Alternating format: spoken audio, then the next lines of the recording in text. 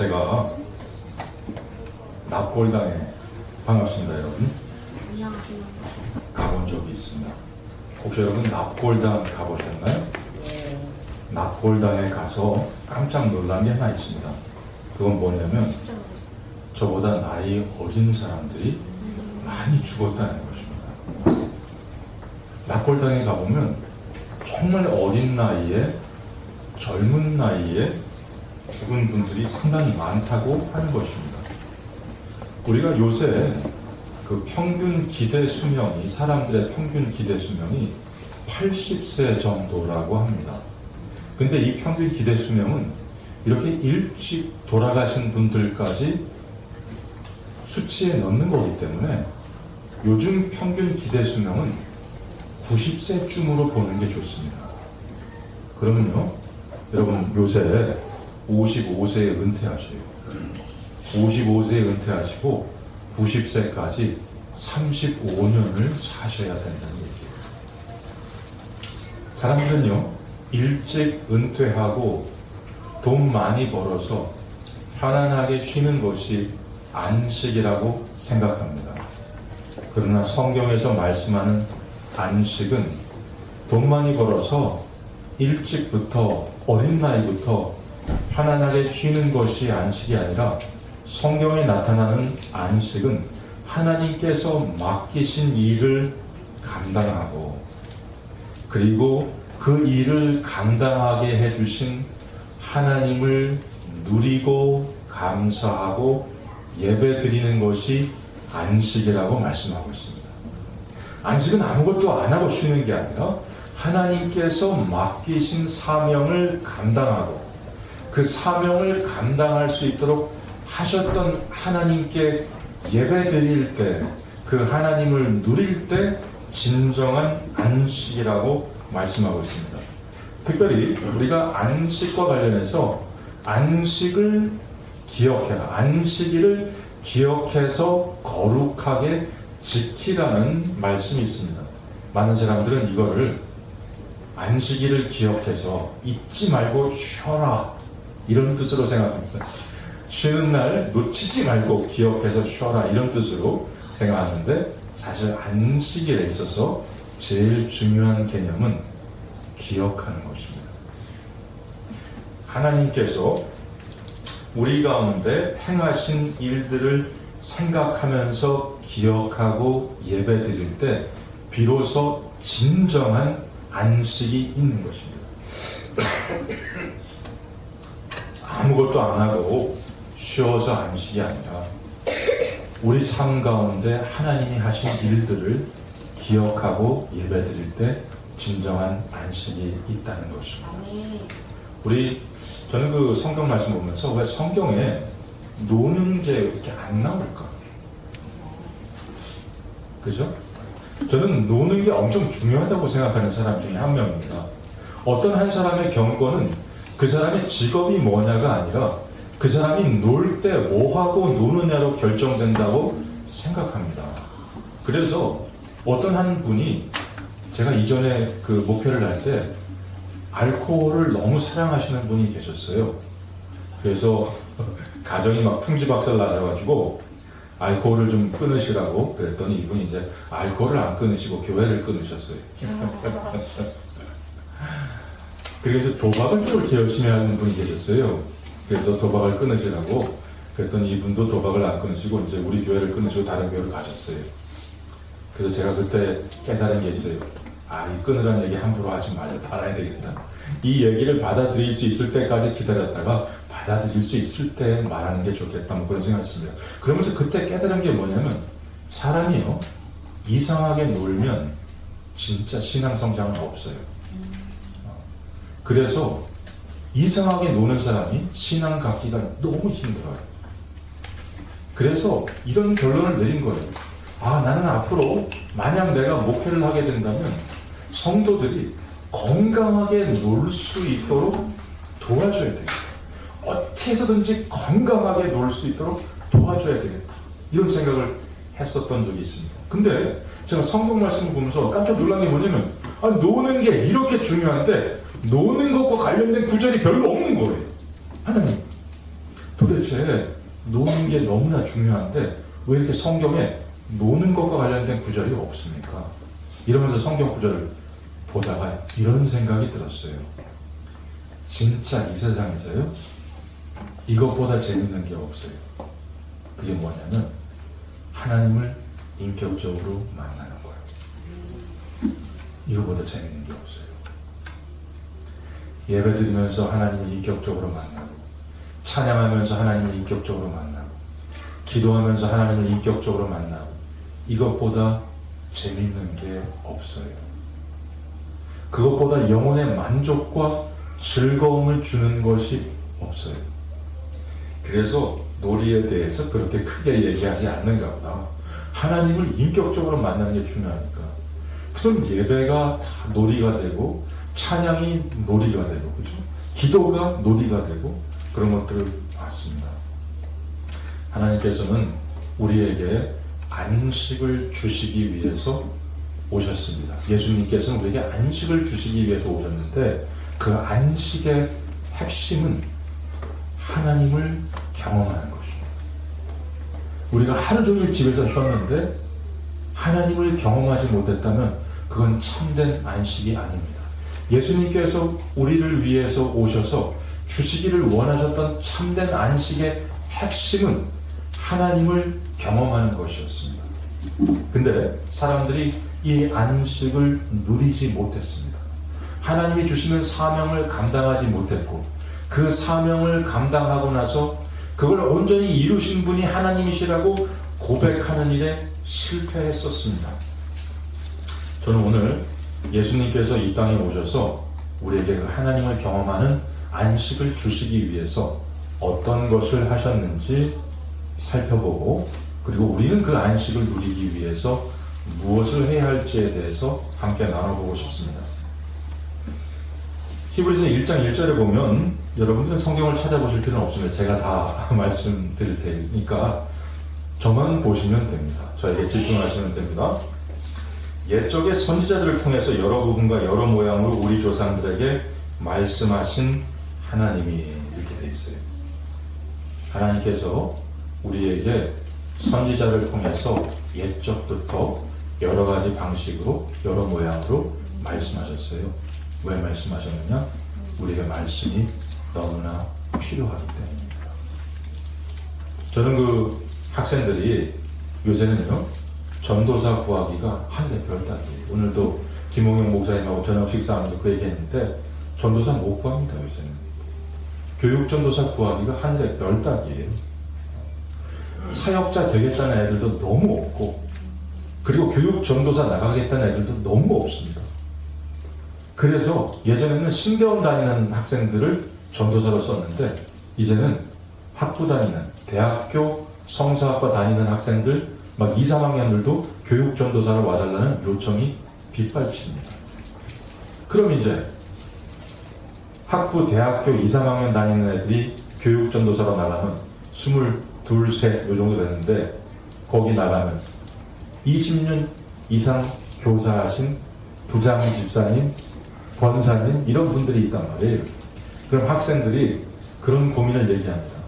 교수님, 제가 사역지에 나가는데, 사역지에 나가면 정말 제가 지금 22, 3살 정도밖에 안 되는데, 그렇게 나이 드신 분들이 권사님, 집사님, 장로님들이 교사로 계시는데 제가 정말 권위가 설 수 있을까요?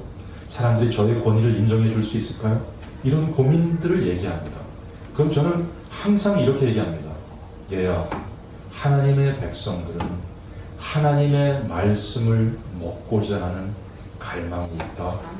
그래서 누구든지 그 갈망을 채워주게 되면 그 사람을 존경하게 되어 있다.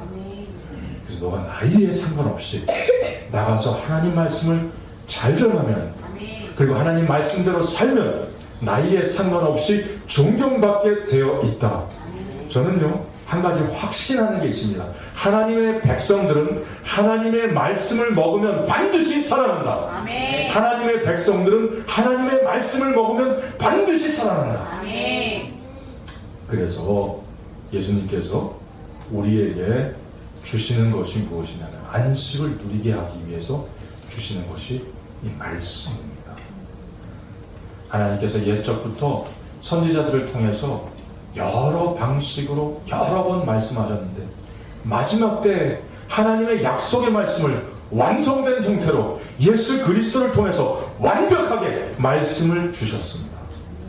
그래서 우리가 오늘도 하나님을 인격적으로 만나는 방식은 무엇인가? 말씀을 통해서인 것입니다. 자, 그래서 이 말씀을 통해서 우리가 이제 예수 그리스도를 알게 되는데, 성경에 나타난 예수 그리스도는 어떤 분이신가 하면, 여러분, 오늘 이 히브리서에서 예수님에 대해서 굉장히 놀라운 선언을 합니다. 히브리서 1장 2절 3절에 보면 이런 말씀이 있어요. 이 모든 날 마지막에는 아들을 통하여 우리에게 말씀하셨으니 이 아들을 만유의 상속자로 세우시고 또 그로 말미암아 모든 세계를 지으셨느니라. 모든 세상이 예수님의 겁니다. 심지어 성경 말씀 보니까 이 모든 세상을 예수님께서 지으셨다는 거예요. 그 다음에 또 이렇게 말씀하세요. 그 예수님께서 능력의 말씀으로 만물을 붙드신다. 이게 무슨 표현이냐면요, 예수님께서 지금 능력의 말씀으로 이 우주가 작동되라고 말씀하시니까 이 우주가 보존되고 있다는 거예요. 와, 히브리서 이렇게 얘기하고 있어요. 예수님은 만물의 주인이시고 예수님께서는 이 만물을 하나님과 함께 지으셨고, 그리고 이 지으신 모든 만물이 지금도 유지 보존되고 작동되도록 능력의 말씀으로 명령하시니까 이 온 우주가 지금도 유지 보존되고 있다는 것입니다. 그러면서 이 예수님께서 우리의 죄를 대신 지시고 십자가에서 죽으시는 그 일을 하시고 죄를 정결케 하는 그 일을 하시고 하나님의 보좌 우편에 앉아 계신다, 이렇게 말씀하고 있어요. 히브리서에서는 처음에 예수 그리스도가 누구신가를 우리에게 말씀하고 있습니다. 그러면서 히브리서 나머지 부분들은 사실은 그 예수 그리스도가 누구신지에 대해서 설명해 주는 것에 그 선언을 설명해 주는 것이다, 이렇게 말할 수가 있습니다. 여러분, 이 히브리서는요, 유대인들이 예수 믿는 게 참 힘들었어요.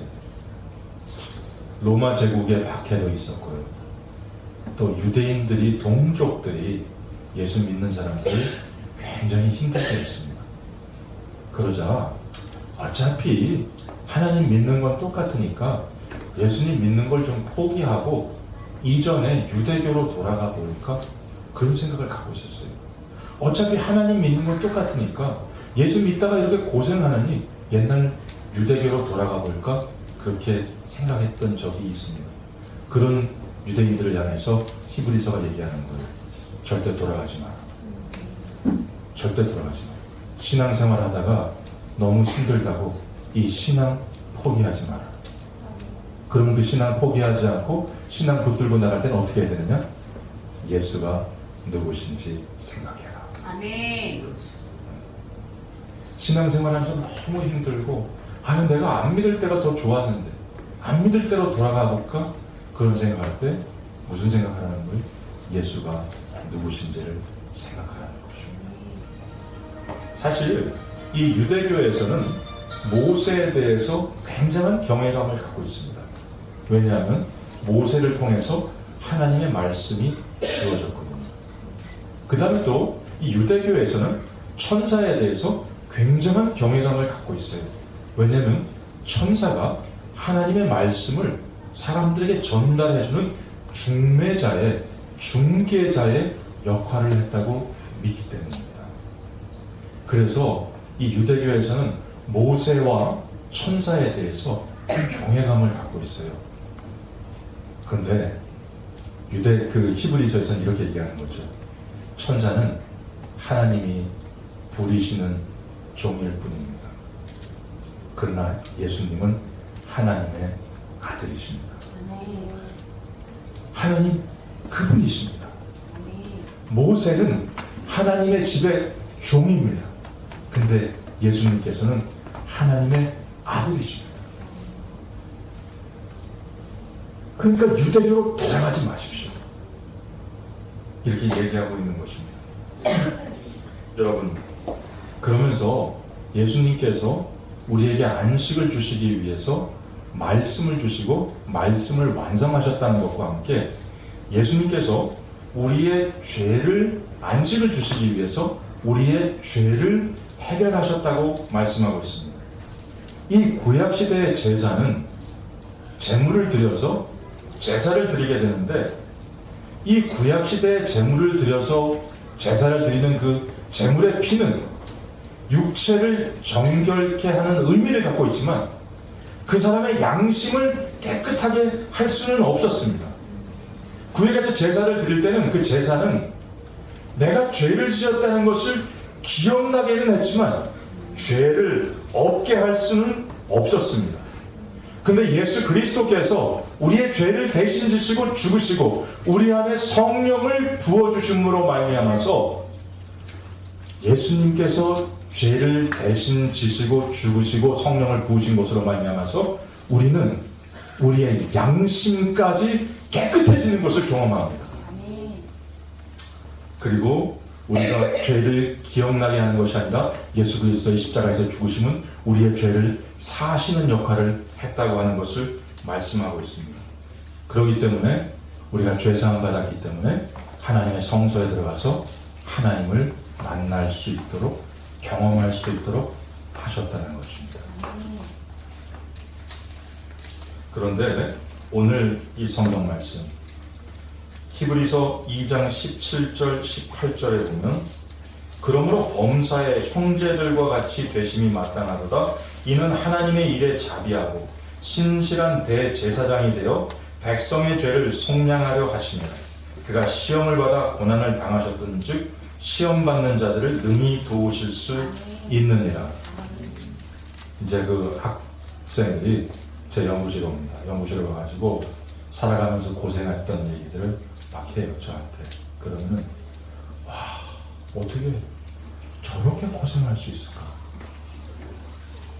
와, 그런 생각을 합니다. 정말 상상도 못할 얘기들을 막 하는 학생들이 있어요. 그럼 저는 그 학생들한테 진심으로 이렇게 얘기해 줍니다. 얘야, 너는 클래스가 다른 사역자가 되겠구나. 남들은 머리로만 알고 얘기하는 것을 너는 온 인격으로, 온 몸으로 말해줄 수 있는 사람이 되겠구나. 남들은 머리로만 알고 설교할 때 너는 온 인격을 담아서 말해줄 수 있겠구나.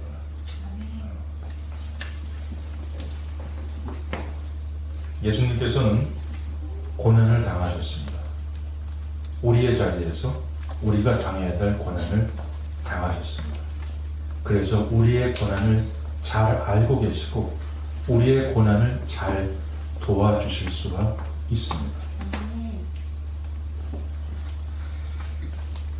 그러면 이 예수님께서 우리에게 안식을 주시기 위해서 말씀을 주시고 예수님께서 우리에게 안식을 주시기 위해서 하나님을 누리게 하기 위해서 죄사함 받게 하시고 예수님께서 우리로 하여금 안식을 누리게 하기 위해서 우리가 겪는 고난을 알고 계시기 때문에 기도할 때 그 기도를 들으시고 응답하실 수가 있는데 그럼 이제 우리가 해야 될 것이 무엇이냐?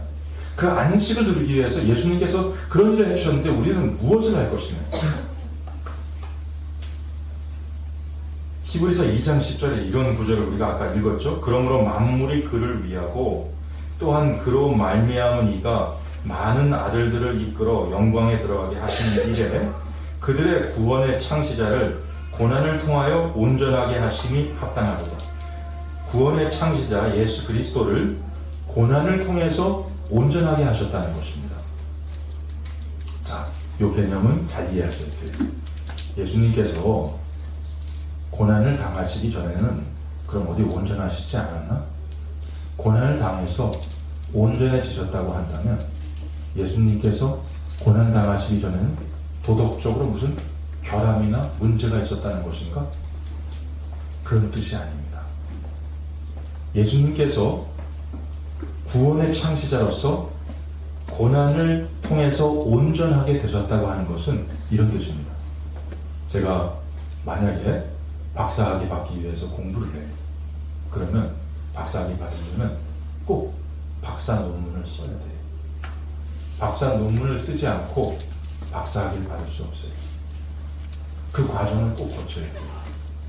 예수님께서 고난을 통해서 온전하게 되셨다고 하는 것은 고난 받기 전에는 도덕적으로 문제가 있었는데 고난 받고 나시고 나서는 도덕적으로 온전해지셨다는 뜻이 아닙니다. 예수님께서는 우리의 구원의 창시자시고 죄사함 받게 하는 그 역할을 하셨어야 했습니다. 그리고 그 일을 하시기 위해서 십자가의 고난을 거치셔야 했습니다. 근데 그 고난을 피하지 않고 거치셨습니다. 이런 뜻이에요. 예수님께서 구원의 창시자로서 우리의 십자가, 우리의 죄사함을 위해서 그 십자가 고난을 거치셔야 하는데 그 고난을 피하지 않고 온전하게 받아들이셨다고 하는 것입니다. 그래서 여러분, 우리가 안식을 누리기 위해서 우리가 해야 되는 것 중에 하나가 뭐냐? 하나님, 제가 감당해야 될 고난이라면 피하지 않게 해주세요. 여러분, 모세는 하나님의 집의 종이에요. 그러니까 하나님의 백성들을 돌봐야 돼요. 근데 예수님은 하나님의 집의 아들이고 주인이세요. 그래서 백성들을 돌보고 섬길 필요가 없으세요. 섬김을 받으셔야 되지. 근데요, 그 백성들을 섬기는 십자가의 고난의 자리를 피하지 않고 가셨어요.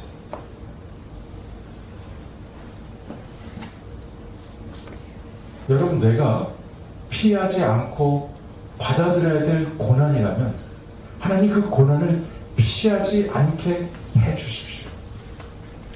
주님을 바라보고 그 고난을 피하지 않게 해주십시오. 만약 그 고난이 야고보서에서 말씀하는 것처럼 정말 하나님을 위해서 긍정적인 결과를 가져오는 것이라고 한다면 그 고난을 받을 때 도리어 즐거워하게 해주십시오. 그래서 우리가 안식을 누리기 위해서 해야 되는 것 중에 하나가 주님을 생각하면서 고난을 받아들일 줄 아는 것입니다. 그 다음에 두 번째는 오늘 말씀을 보면 하나님의 백성들이 이제 안식을 누리지 못하는 가나안 땅에 들어가지 못하고 안식을 누리지 못하는 백성들이 나옵니다. 예로서 설명돼요. 그러면서 이들을 통해서 주시는 교훈이 있어요. 하나님의 백성들이 가나안 땅, 하나님이 약속해 주시는 땅이잖아요. 근데 그 땅을 들어가려고 정탐꾼을 보냈어요. 그 땅이 어떤가 하고 정탐꾼을 보냈는데 12명의 정탐꾼을 보냈는데 그 중에 10명이 와가지고 안 좋은 소리를 막 한 거예요. 그 땅은 뭐 적과 꿀이 흐르는 땅이긴 하지만 거기에 성읍이 너무 견고하고 그 사람들은 너무 거인이고 우리는 거기 들어갔다가 다 그냥 칼 맞아 죽습니다. 막 이런 보고를 한 거예요. 근데 딱 12명의 정탐꾼 가운데 2명만 여호수아와 갈렙만이 거기는 하나님 주시는 약속의 땅입니다. 우리가 거기 들어가면 그 사람들은 그냥 우리의 밥입니다. 이렇게 보고를 드렸어요. 그런데 이스라엘 백성들이 그 부정적으로 말한 10명의 정탐꾼의 보고를 받아들이고 그 땅에 들어가기를 포기했어요. 그러면서 이런 일이 일어났습니다. 이때 일어난 일들을 안식과 관련해서 중요한 사건이기 때문에 잊지 말라고 우리에게 말씀해 주고 있는 게 이겁니다. 자, 여러분, 여기서 이스라엘 백성들이 왜 안식에 들어가지 못했나? 시선 처리를 잘못했기 때문입니다. 환경과 사람을 바라보게 되면 불평, 불만이 나오게 돼 있습니다. 근데 하나님을 바라보게 되면 불평, 불만의 말이 나오는 게 아니고 하나님의 약속의 말씀을 붙들게 되어 있습니다. 근데 이 사람들이 하나님이 주시는 그 약속이 성취되는 안식을 누리지 못했던 이유는 하나님을 바라보지 않고 환경과 사람을 바라보면서 시선 처리를 잘못했기 때문입니다. 그래서 시선 처리를 잘못하니까 어떤 일이 일어나요? 계속해서 환경과 사람을 바라보고서 불평, 불만의 말을 계속 쏟아냈습니다. 그리고 불평, 불만의 말을 계속 쏟아내니까 내 마음이 완전히 폐허가 되었습니다. 쑥대밭이 됐어요. 그리고 부정적인 미래를 그리는 말들을 계속 또 하게 되었습니다. 자, 우리는 그 땅에 들어가지 못하고 칼에 맞아 죽는다. 우리가 괜히 애국 땅에서 잘 살고 있다가 여기 와가지고 이렇게 칼에 맞아 죽게 되었다. 뭐 이런 얘기, 부정적인 얘기를 막 하더니 결국 스스로가 말한 그 부정적인 말들이 현실이 되고 말았습니다. 이분들이 어떻게 됐어요? 광야를 벗어나지 못하고 하나님의 약속의 땅에 들어가지 못하고 광야에서 먹을 거, 마실 걸로 계속 불평하다가 인생을 마치시고 말았습니다. 여러분, 이 하나님의 백성들이 안식을 누리지 못했던 가장 중요한 이유 가운데 하나는 그들이 하나님을 바라보지 않고 환경과 사람을 바라보았기 때문입니다. 근데 이런 게 있어요? 여러분 잘 들어보세요. 학생 여러분들도 잘 들으세요. 자, 문제를 자꾸 바라보는 사람들이요, 이런 문제가 생깁니다. 어떤 문제가 생기냐? 자, 환경과 사람을 바라보면서 불평불만의 말을 하고 문제에 대해서 그걸 자꾸 바라보면서 부정적으로 말하는 사람들이요, 이런 사람들은 있잖아요, 점점 문제가 커 보입니다. 그리고요, 문제가 점점 커지면서 내 자존감이 훅 떨어져요. 그래서 이렇게 얘기합니다. 그 문제에 비하면 나는 메뚜기입니다. 이게 왜 일어나는 거예요? 시선 처리 잘못했기 때문이에요. 하나님을 바라보지 않고 문제와 환경을 자꾸 바라보게 되니까, 그리고 부정적인 말을 쏟아내게 되니까 문제는 점점 더 커지게 되고 문제가 점점 더 커지니까 나는 점점 더 작아지고, 그리고 하는 말이 뭐냐? 그 사람들에 비하면 우리는 메뚜기입니다. 자존감이 훅 떨어져가지고. 근데 보세요. 여호수아와 갈렙 보세요. 여호수아와 갈렙은 사람과 환경을 바라보지 않고 하나님을 바라봤습니다. 하나님을 바라보고 하나님의 약속의 말씀을 붙들었어요. 민수기에 보면요, 이런 구절이 나옵니다. 유다 지파에서 전쟁에 나갈 만한 남자가 74,600명이다 이렇게 나와요. 이게 뭔 뜻인지 아세요? 유다 지파에서 전쟁에 나갈 남자가 74,600명이다. 이게 무슨 뜻이냐면 이런 뜻이에요. 하나님께서 하나님의 백성들을 하늘의 별처럼 많게 하시겠다는 약속을 성취하셨는데 유다 지파 사람들이 74,600배가 되게 하셨다. 이런 뜻이에요. 유다 지파에서 전쟁에 나갈 사람들이 74,600명이다. 이게 무슨 뜻이냐? 유다 한 사람이 74,600배가 되었다. 이런 뜻이에요. 하나님을 바라보고 하나님의 약속의 말씀을 붙들었다면 그 약속을 성취하시는 하나님께서 어떻게 해요? 가나안 땅을 주시겠다는 약속도 성취하실 것을 붙들게 되는 거죠. 아멘. 그래서 여러분, 우리가 안식을 누리기 위해서 뭘 해야 되냐면 오늘 하나님 제가 피하지 않고 받아들여야 될 고난이 무엇인지를 알게 하시고 주님을 생각하면서 그것을 받아들이게 해 주십시오. 그러나 주님, 저를 거기서 멈춰두지 마시고 고난을 극복할 수 있는 약속의 말씀을 붙들게 해 주시옵소서. 이렇게 기도해야 되는 거죠. 약속의 말씀을 붙들게 해 주시옵소서.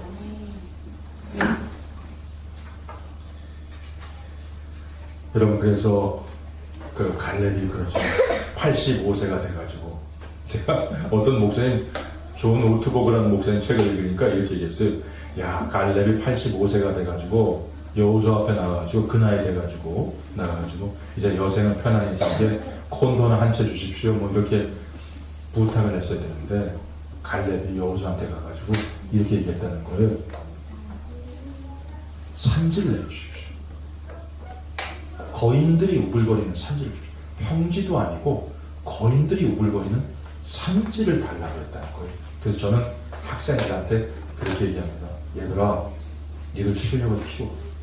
실력을 키워서 어디든지 갈 수 있게 만들어. 실력을 안 키우잖아? 그럼 가고 싶어도 못 가. 그냥 떠밀려서 어디 가게 돼. 근데 실력을 키우면 어디서든지 오라 그래. 근데 실력을 키우고 나서 어떻게 해? 제일 힘든 곳을 가는 게 실력이야. 이렇게 설명했습니다. 학생들한테 진로를 선택할 때 그 얘기를 했죠. 얘들아, 실력이 뭔지 알아? 진짜 실력은 실력을 키워가지고 어디든지 갈 수 있는 거야. 근데 갈 때 마지막에 선택할 때 제일 힘든 곳을 가는 거. 그게 진짜 실력자야. 갈렙이요. 85세. 이제 나도 여생을 편히 살게. 콘도나 한 채 달라고 그때 내가 산지를 달라고. 하나님의 약속에 있는 거인들이 우글거리는 산지를 달라고 그러는 이유가 뭐예요? 그 산지가 하나님의 약속이 거기 있으니까 그런 거예요. 아멘.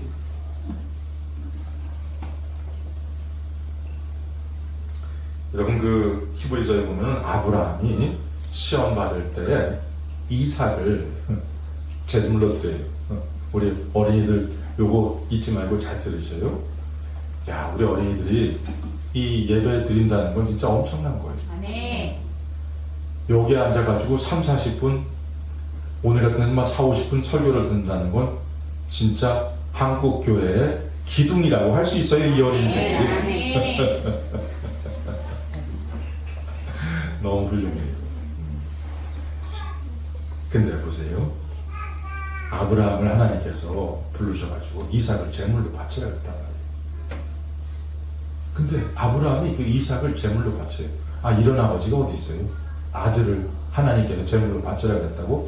그 아들을 제물로 바치는 아버지가 좀 이상한 거 아니에요? 근데 성경 말씀 보면요. 성경 말씀에 이렇게 나와 있어요. 왜 아브라함이 이삭을 제물로 바치려고 했던가? 성경에 이런 표현이 나와요. 그에게 이미 말씀하시기를 내 자손이라 칭할 자는 이삭으로 말미암으리라 하셨으니 그가 하나님이 능히 이삭을 죽은 자 가운데서 다시 살리실 줄로 생각한지라. 이게 뭔 뜻이냐면 이런 뜻이에요. 하나님께서는요, 하늘의 별처럼 자녀가 많게 하겠다는 약속을 아브라함을 통해서 이삭을 통해서 성취하시기로 약속하셨어요. 그래서 아브라함이 하나님을 앞에 이삭을 제물로 바쳐도 아브라함이 뭘 믿었는지 지금 잘 들어보세요. 이 아들을 하나님 앞에 제물로 바쳐도 하나님께서는 그 이삭을 통해서 큰 민족을 이루시겠다는 약속을 성취하시기 위해서 제물로 드려도 다시 살리실 걸로 믿었어요. 왜 아브라함이 이삭을 제물로 드린지 알겠죠? 이삭을 제물로 드려도 하나님께서는 그 이삭을 통해서 큰 민족을 이루시겠다는 약속을 성취하시기 위해서 다시 살리실 줄로 믿었다는 거예요. 여러분, 그래서 아브라함을 우리가 왜 순종의 조상이라고 하고 믿음의 조상이라고 해요? 순종해서 믿음이 생긴 게 아니고요. 하나님을 믿었기 때문에 순종이 나오는 줄로 믿습니다. 여러분, 오늘 히브리서에 보면은 이런 구절도 나와요. 뭐 사람들이 채찍질 당하고 막 토백 처임을 당하고 동굴에 갇히고 막 우겨싸움을 당하고 막 그러는데, 근데 믿음을 저버리거나 포기하지 않아요. 그래서 저는 히브리서 읽을 때마다 무슨 생각이 드냐면, 이분들은 독특한 정서 구조를 가졌나? 그래서 두려움을 좀 덜 느끼는 분들인가? 아니면 이분들의 신경체계는 좀 독특한가? 좀 고통을 덜 느끼는 분들인가? 그런 생각을 했던 적이 있습니다. 근데 히브리서를 전체적으로 읽으면서 이런 결론에 도달했어요. 잘 들어보세요. 이분들이 왜 그런 고난을 이기실 수 있었나? 그런 고난을 넘어서는 약속의 말씀을 확실하게 붙들었기 때문입니다. 아멘. 여러분, 우리가 믿음을 가진다고 하는 것은 그냥 믿을 수 없는 사람을 믿어주는 것이 믿음이 아닙니다. 믿음은 신뢰할 만한 사람을 믿는 게 믿음이에요. 그리고 그 신뢰할 만한 사람의 약속을 믿는 게 믿음이에요. 여러분들은 정보지를 믿지 말고, 찌라시를 믿지 말고, 유튜브를 믿지 말고, 신뢰할 만한 분의 약속의 말씀을 붙드시기를 주님의 이름으로 축원합니다. 네. 그렇게 할 때 이 세상에 어떤 사람들도 못 이기는 믿음의 사람이 된다는 거예요.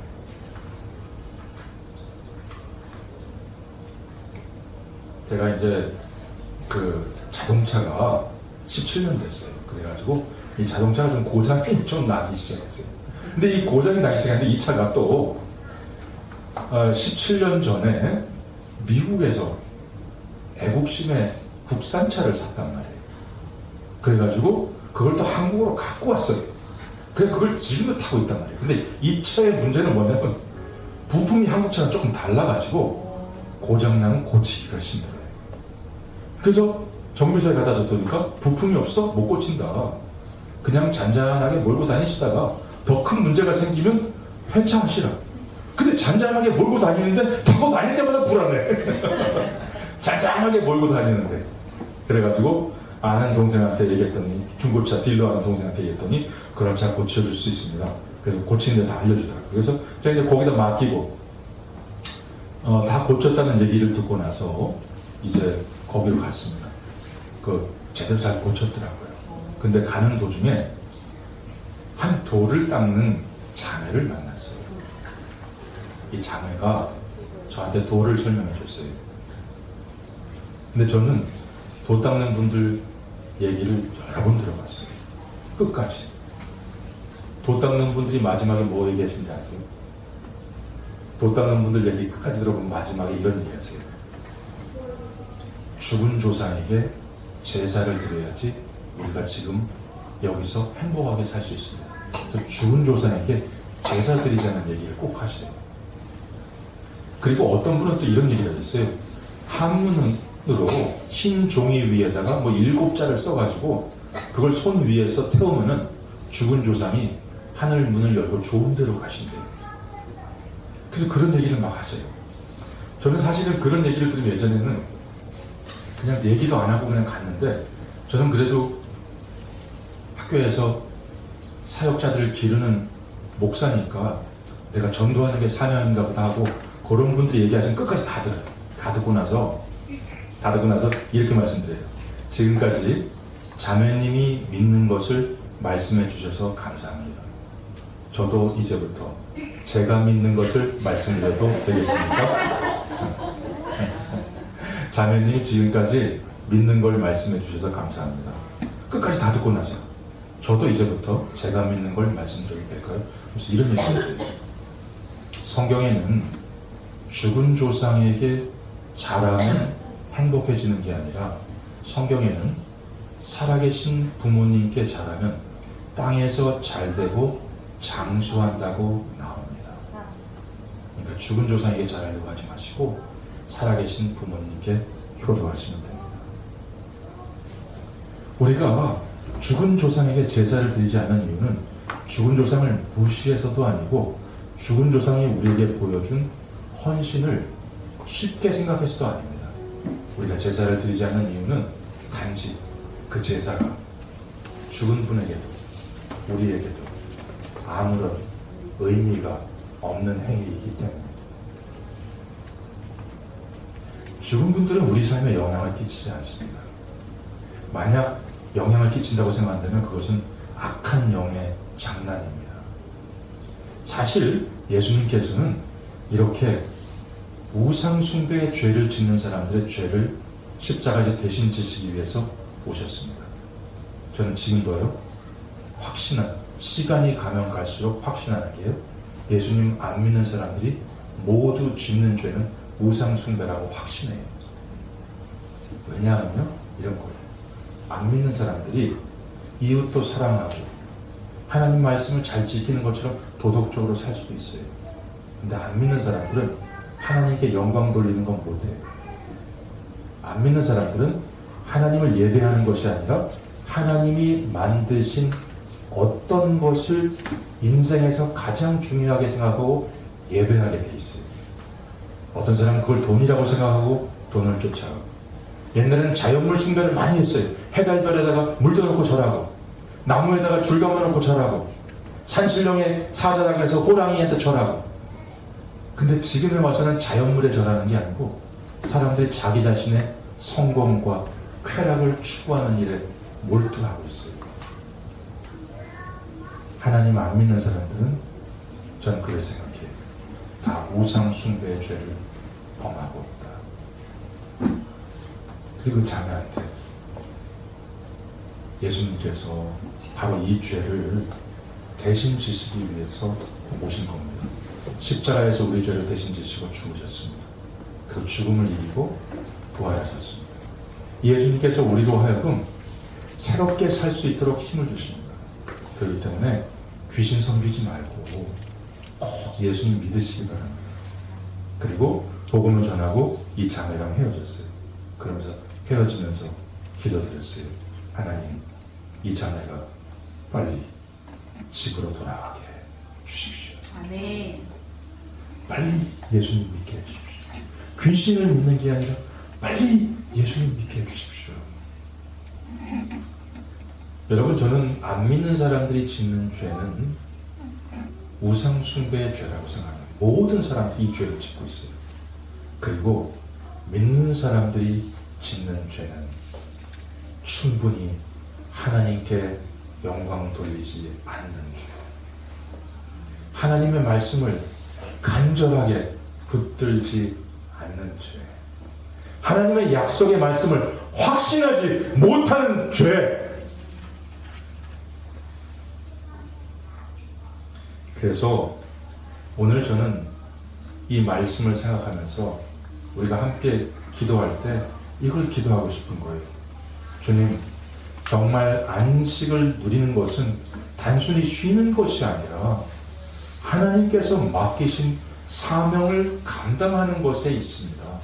근데 그 사명을 감당할 때 주님께서 하신 것처럼 내가 피하지 말아야 될 고난이라는, 제가 거쳐가야 될 고난이 하나님의 일을 하시기 위한 과정이라면 저도 주님을 바라보면서 그 고난을 받아들이게 해 주시옵소서. 그리고 그 고난에 무너지는 것이 아니라 이제 주님, 저로 하여금 하나님의 약속의 말씀을 단단히 붙들고 믿음으로 선포하게 해 주시옵소서. 믿음의 사람들이 말씀 붙들고 승리했던 것처럼 하나님, 오늘 이 밤에 이 고난 주간에 저로 하여금 두 가지를 알려주십시오. 첫 번째, 제가 피하지 않고 받아들여야 될 고난이 무엇입니까? 주님, 그리고 제가 붙들어야 될 약속의 말씀이 세상을 향해서 담대하게 선포하면서 나가야 될, 승리를 선포하면서 나가야 될 그 약속의 말씀이 무엇입니까? 그 말씀을 또한 붙드는 시간이 되게 해 주시옵소서.